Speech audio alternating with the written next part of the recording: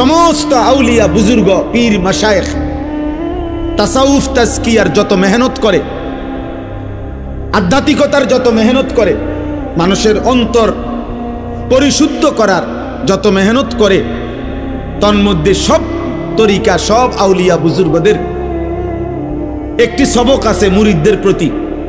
অনেকগুলো সবকের মধ্যে এটা একটা সবক, যে মৃত্যুর মুরাকাবা। এটা সব বুজুর্গদের একটা সবক, যে চোখটা বন্ধ করে কিছুক্ষণ মৃত্যুর কথা স্মরণ করা, মৌতের কথা স্মরণ করা, যে একদিন এই ব্যস্ততম এই জিন্দেগি আমার স্তব্ধ হয়ে যাবে।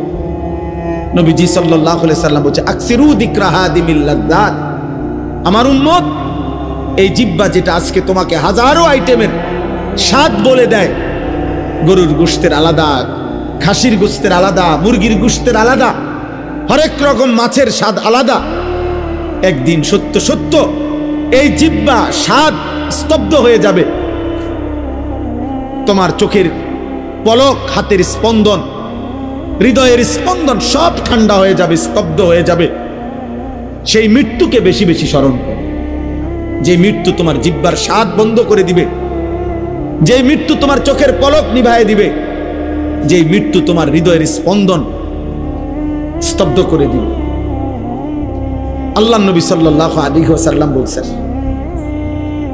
তো এখানে মহান আল্লাহ পাক রব্বুল আলামিন বলছে, বান্দা তোমার মনে থাকে আর না থাকে, তুমি গুরুত্ব দাও আর খামখেয়ালি করো, তুমি আনুগত্য করো আর নাফরমানি করো, মনে রাখো বান্দা, যে অবস্থাতেই থাকো না কেন, একটি নির্দিষ্ট সময়ে সত্য সত্য মৃত্যু যন্ত্রণা তোমার চলে আসবে।